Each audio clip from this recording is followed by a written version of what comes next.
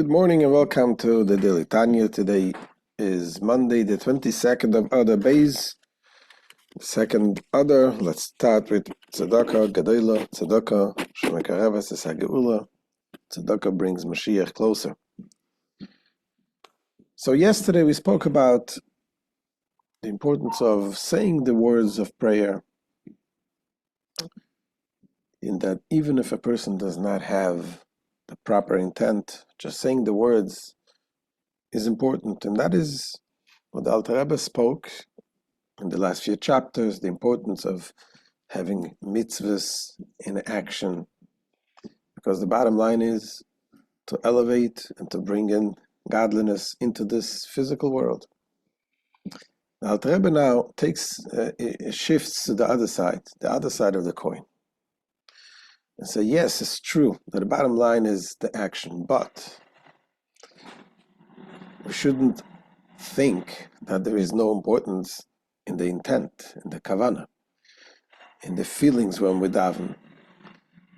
And he has so he's going to explain, starting from today's lesson, going on to the next few chapters, is going to explain how the intent, the Kavana, the feelings that we invest, doing the Torah, mitzvahs in general, and prayer out of love of Hashem and fear of Hashem, it is so important.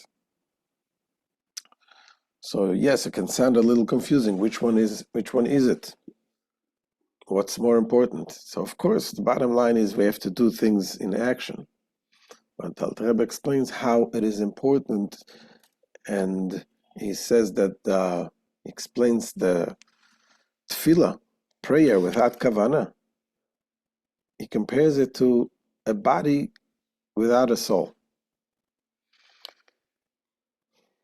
That's a statement that our sages say, and Alter Rebbe explains that when our sages use a metaphor, it's not just a metaphor that just to explain, it is actually like that. And that is what Alter Rebbe is going to explain. So let's look inside.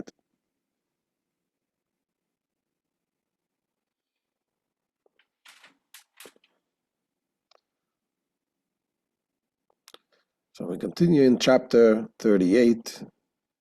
Says the Alter Rebbe, "Af al pikein amru." Yet, nevertheless, it has been said, "Tefillah ishar bracha b'lei kavana hin keguf b'lei neshama."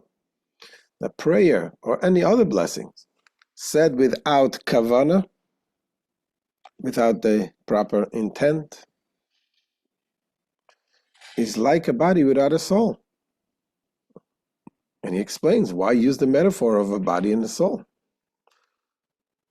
So the Alter Rebbe explains that just like in any creature in this world, there's certain creatures that they have a body and a soul.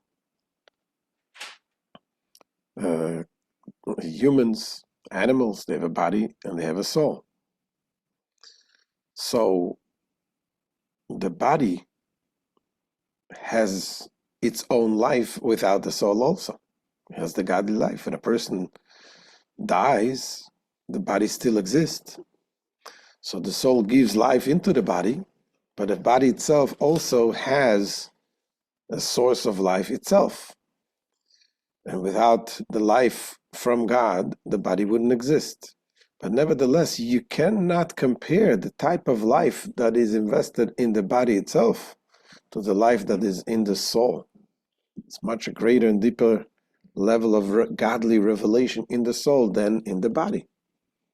That's what Alter Rebbe explains. Pirush, this comparison of the word of prayer to a body and the kavana to its soul means as follows.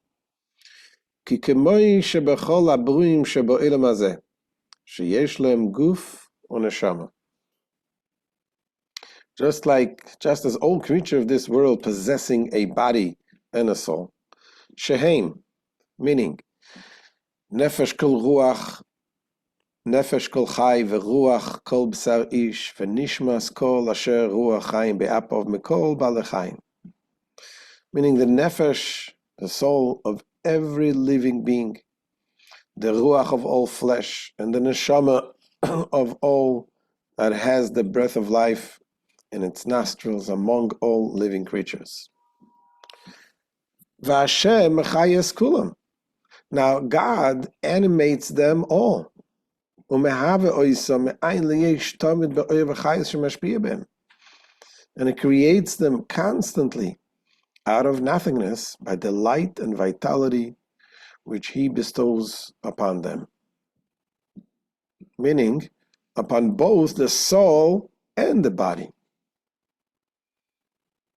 And in support of his contention that the body too has a godly life force, aside from the soul, the Alter Rebbe adds parenthetically that the body itself also would not exist unless God gives it life.